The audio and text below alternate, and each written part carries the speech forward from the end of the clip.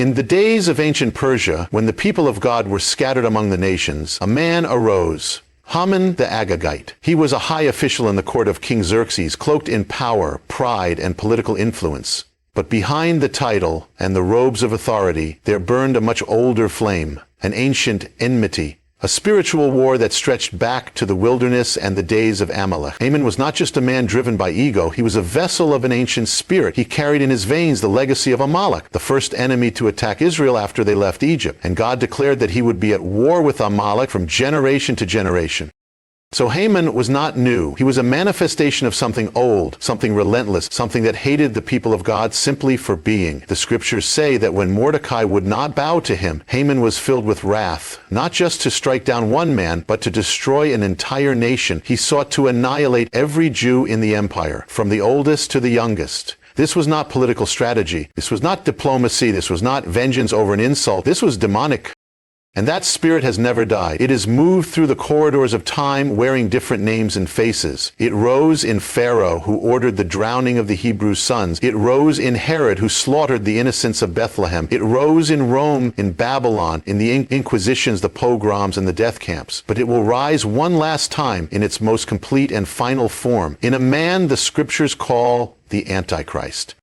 The Antichrist, like Haman, will rise to a position of power not by force alone, but through manipulation, charisma, and favor. He will win the trust of nations. He will present himself as a solution to crisis, a man of peace in a world of chaos. But beneath that mask is the same ancient hatred, the same demonic drive to destroy the covenant people of God. The spirit of the Antichrist is not simply anti-religion. It is anti-Messiah, anti-covenant, anti-holiness. It rages against the testimony of God, against his name, his laws, and his people.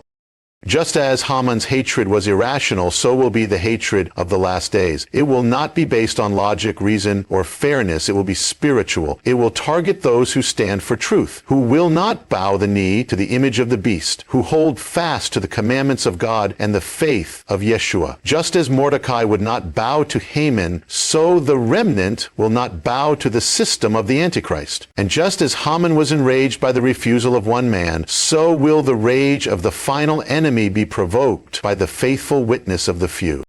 But this is the mystery. The war of Haman was not against Mordecai alone, and the war of the Antichrist will not be against believers alone. It is a war against God himself. Haman cast lots, Purim, to determine the day of destruction as if to exalt fate over the will of God. So too the Antichrist will seek to alter times and laws, to change appointed seasons, to place himself above all that is called holy. It is the final rebellion, the last battle in a war that began not on earth but in heaven, when the morning star sought to ascend above the throne of God. And yet, as Haman moved with cunning and plotted in secret, there was one who saw. The God of Israel was not asleep in the heavens. He saw the gallows being built. He heard the decrees being written. And he moved in silence, positioning Esther, preparing Mordecai, orchestrating a reversal before the enemy could complete his plan. That same pattern will play out again. The Antichrist will believe his hour has come, that he stands invincible, that the people of God are helpless, but he will only be fulfilling the prophecy written long ago. He will think he is in control, but he will only be serving the sovereign plan of the Almighty. This is the spirit of Haman, the same spirit that will fill the man of lawlessness. It is pride raised to divine heights, hatred disguised as justice, rebellion masked as peace. It is ancient, it is active, and it is moving even now beneath the surface of nations and systems. Purim is not merely a feast of survival. It is a mystery, a revelation of divine patterns, a prophetic glimpse into the end of days. It is the feast of reversals, where what was meant for destruction becomes the ground of deliverance, and what the enemy prepared for death becomes the very instrument of his fall. The scroll of Esther does not contain the name of God, and yet his fingerprints are on every word, every turn, every silence, every shift. Hiddenness and revelation walk hand in hand. The visible hides the invisible, and the natural conceals the supernatural. So it is with Purim, and so it is with the last days. The mystery of reversal is not confined to ancient Persia. It is a law written into the workings of the kingdom, a divine principle that stretches from the courts of Ahasuerus to the judgment seat at the end of the age. Haman built the gallows for Mordecai. He crafted his own instrument of vengeance, believing it would silence the voice of resistance and exalt his own pride. But the gallows he built became the wood of his own undoing. This is the law of reversal. It is the irony of divine justice, that the plans of the wicked return upon their own heads, that their boast becomes their downfall. The same gallows, the same date, the same decree reversed. That which was meant for evil was turned to good. That which was prepared for the destruction of God's people was turned to the deliverance of those who would not bow. This is not coincidence. This is not poetic justice. This is the outworking of a higher wisdom that turns the tables of hell and brings about the triumph of heaven through what appears to be defeat. The same pattern was set in motion at the cross. For the rulers of this age did not understand what they were doing. Had they known, they would not have crucified the Lord of glory. The cross was meant to be a shame, a silencing, a death. It was Rome's gallows. It was the enemy's decree. It was the hammer of Satan's rage coming down upon the Messiah. And yet it became the very place of atonement. The blood that was spilled did not cry out for vengeance, but for mercy. The wood that was meant to hang the Son of God became the altar of redemption. The tomb meant to end his story became the gateway to the resurrection. The stone rolled into place to seal the darkness became the witness of an empty grave. Reversal. This mystery will reach its fullness in the end. The Antichrist will rise, seemingly unstoppable, seemingly invincible. He will come with power, with lying signs and wonders, with authority given for a time to wear out the saints. It will appear, just as in the days of Haman, that the people of God are finished. The decree will go forth, the trap will be set, the gallows will rise again, and yet the same law will apply, the law of reversal. The very system the Antichrist builds to exalt himself will become the scene of his judgment. The very image he erects to receive worship will become the sign of his condemnation. The very armies he gathers to wage war against the Lamb will become witnesses to their own defeat. The mystery of Purim is the mystery of divine sovereignty hidden in apparent randomness. Haman cast Purim lots to determine the day of destruction. He thought he was invoking chance, but even the lot is cast into the lap, and its every decision is from the Lord. The day chosen by Haman became the day marked by God for his fall. This is the power of the unseen hand of providence, working through what men think is fate, chance, coincidence. In the end, the Antichrist may believe he moves by his own will, by the strength of his cunning, but he will only be fulfilling the purposes long ordained. His pride will blind him to the reality that he is walking into a trap of his own making.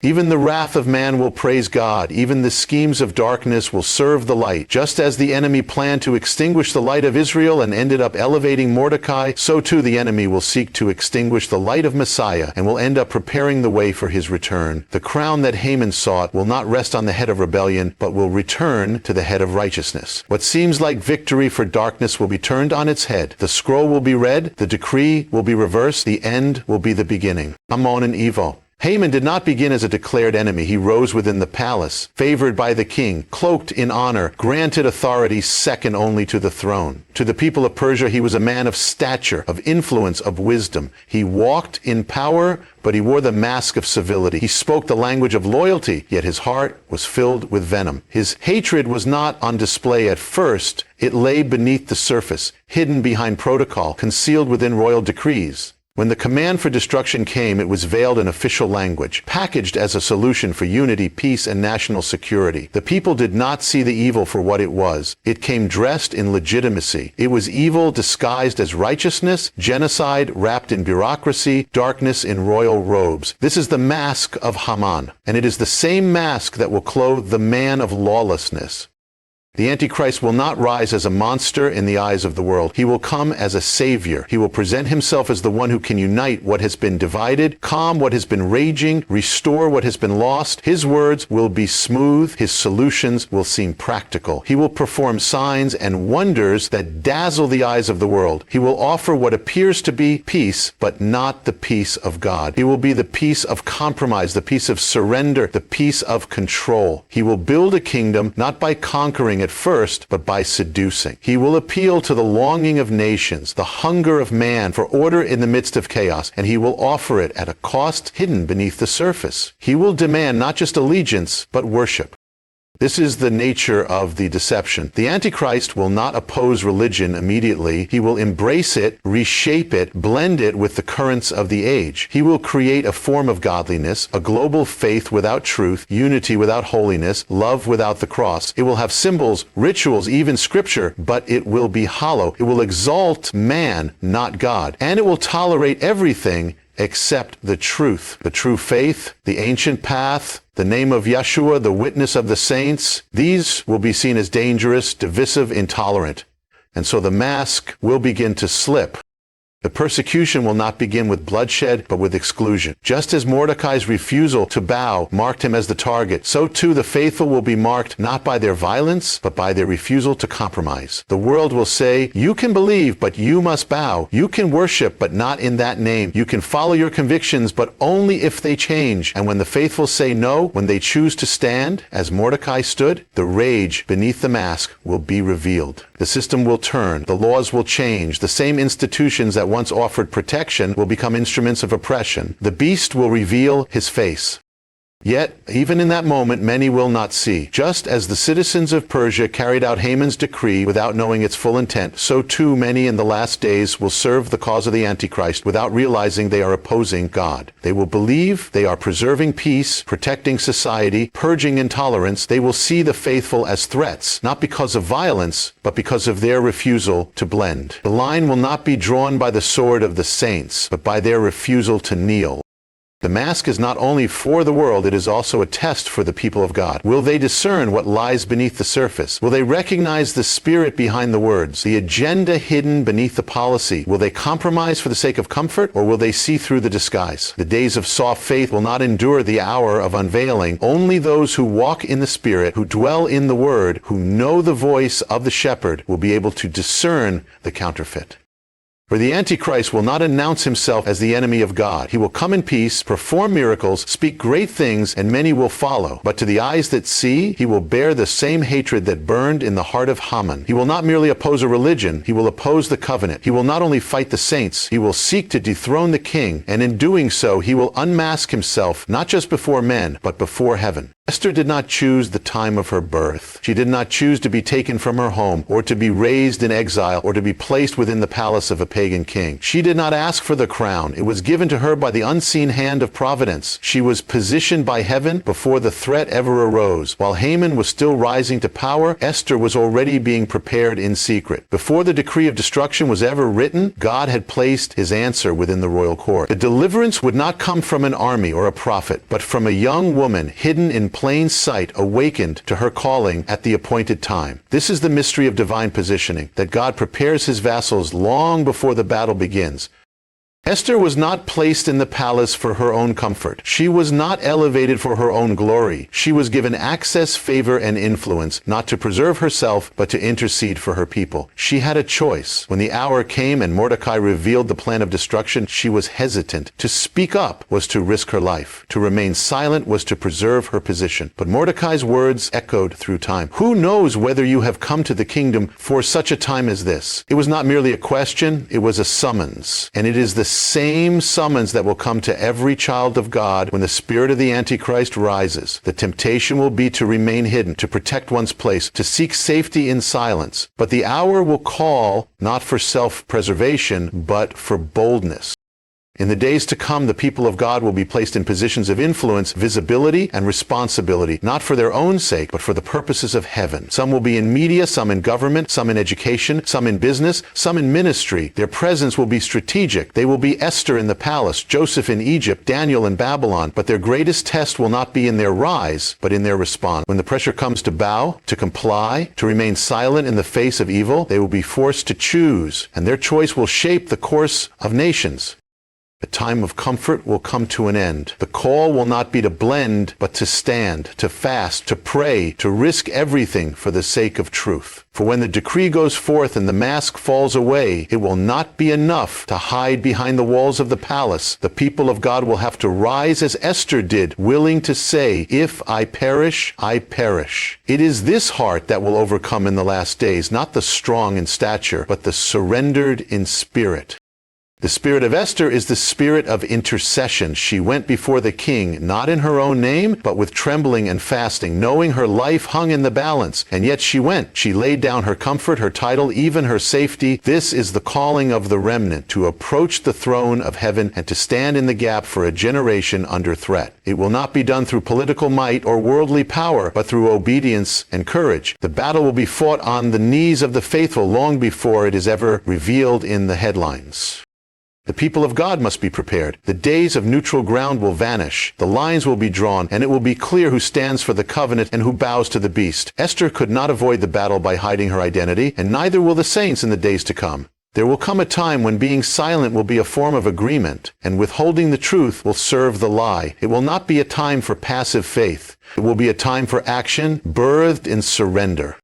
Even now, the Lord is positioning his Eshtars. They are not all in palaces. Some are hidden, some are overlooked, but they are being prepared, trained in humility, refined in trials, shaped in secret for a public purpose. The oil is being pressed, the vessels are being filled, and when the moment comes, they will be called upon to speak, to act, to stand between life and death for a people under siege.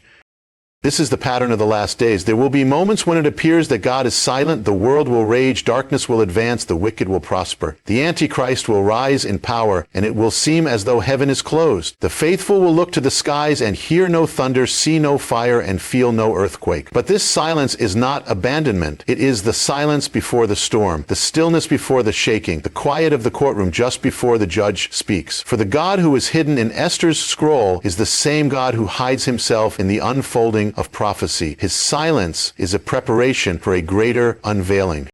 In the days of Haman, the people of God were scattered and assimilated into the empire. They were in a foreign land, living under foreign rule, disconnected from the temple, without the visible tokens of divine presence. They had no ark, no priesthood, no cloud of glory. And yet, when the decree of destruction was issued, something awakened in them. A call to fast, a call to gather, a call to return to the covenant, even in exile. The threat awakened what comfort had buried. The crisis became the catalyst for consecration, and so it will be again. The rising darkness will expose the shallowness of worldly religion. The remnant will rise, not in noise, but in fasting, in hidden prayer, in secret faithfulness. The silence of God will test the hearts of his people to see who will seek him when he appears to be far. There is a mystery in the divine delay. Haman's plot unfolded quickly, and the decree of death was sent out with urgency. But the turning of events, Esther's preparation, her fasting, the timing of the banquets, the sleepless night of the king was drawn out slowly. God did not intervene immediately. He allowed the threat to ripen. He allowed the gallows to be built. He allowed the date to approach. This is the testing of faith. To walk when there is no sign. To stand when there is no sound. To move forward when the heavens seem still. Yet, in that delay, God was working. The steps of deliverance were unfolding in silence. The silence of God is not a void, it is a summons. It is the invitation to draw near, to press in, to hear the still small voice beneath the noise of the world. In the absence of visible signs, God calls his people to walk by a deeper compass, not by what is seen, but by what is known, not by outward confirmation, but by inward conviction. And those who learn to navigate the silence will be those who lead in the storm. They will be like Mordecai, who discerned the times, who saw the spiritual battle beneath the political schemes, who raised a cry even when the palace was quiet. The Antichrist will move with fury and noise. He will fill the air with proclamations, images, demands, and wonders. The world will be intoxicated with sound, with spectacle, with stimulation. But those who belong to God must be rooted in something deeper. They must not depend on feelings or signs. They must be anchored in truth. The silence of heaven will separate the superficial from the surrendered, the crowd from the called, the religious from the righteous.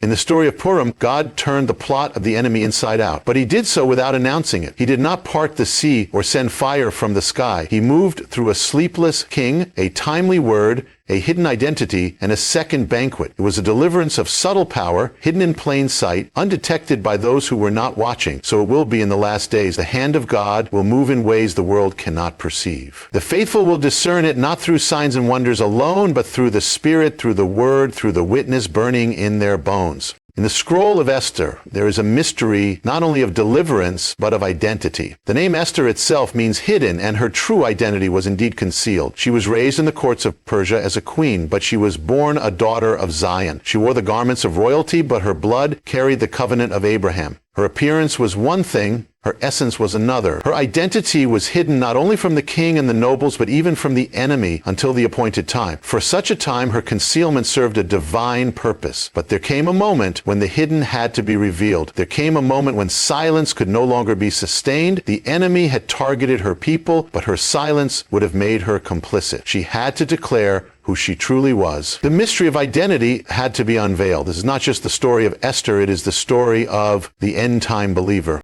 The days of Haman, the enemy did not first launch a sword. He launched a decree, a word sent forth to define, to label, to accuse, to separate. The people of God who had lived quietly in the land suddenly found themselves marked for destruction, not because of what they had done, but because of who they were. They were targeted not for their actions, but for their identity. And so it shall be again. The rising system of the Antichrist will not merely oppose Christian action, it will oppose Christian identity. It will seek to redefine truth, to erase distinctions, to blur the lines between the holy and the profane, between the sacred and the common. And those who refuse to let go of who they truly are, those who hold fast to the testimony of Yeshua and the commandments of God, will find themselves marked by the world. Esther was faced with a choice: to remain hidden, to preserve her life, to protect her status, or to declare who she truly was, though it meant risking everything. Her moment of crisis was her moment of revelation. The revealing of her identity brought the beginning of deliverance. And so it will be for the faithful. The end-time believer will be faced with the same choice. The spirit of the age will whisper, blend in, stay silent, don't stir the waters, don't make it known who you are. But the Spirit of God will call them to stand, to declare, to shine as lights in the dark. For it is not enough to believe quietly in the heart while the enemy speaks loudly in the streets. There must come a moment when the hidden identity becomes a public witness. This unveiling is not merely for the sake of confrontation. It is for the sake of intercession. Esther did not reveal her identity to glorify herself, but to stand in the gap for her people. Her unveiling was an act of priesthood. She put her life between the decree and the people, between death and deliverance. The end-time remnant will be called to this same priestly role, not merely to oppose the darkness, but to intercede for the lost. Not merely to resist evil, but to plead for mercy. Their identity will not be a banner of pride, but a mantle of sacrifice. The Antichrist will demand uniformity. He will demand that all bear his mark, speak his language, think his thoughts, and deny the distinctions ordained by God. But those who know who they are will stand as Esther stood, not in arrogance, but in courage born of covenant. Their refusal to deny their identity will be an act of worship. To be faithful to the name of God in a world that demands its denial is to bear the image of the Messiah himself, who stood before Pilate and confessed the truth, though it cost him his life. In the time of Esther, there was a reversal, but it began with a revelation. The moment Esther stepped forward and said, I am one of them, the power of the enemy began to unravel. That is the secret weapon of the last days. Not political power, not military strength, but the identity of the saints made manifest in the midst of persecution. For the mystery of Esther is the mystery of the bride of Messiah. She is hidden in the world, clothed in humility, yet destined for the throne. And when she rises and declares her allegiance not to the beast, not to Babylon, but to the Lamb, the heavens begin to move. There will be many in the last days who will seek to hide their faith to avoid the furnace. But the furnace is where the fourth man appears. The pressure will expose what is false and reveal what is true. The trials will strip away the masks, and the faithful will emerge, not as victims, but as witnesses. The unveiling of the saints will be the undoing of the beast.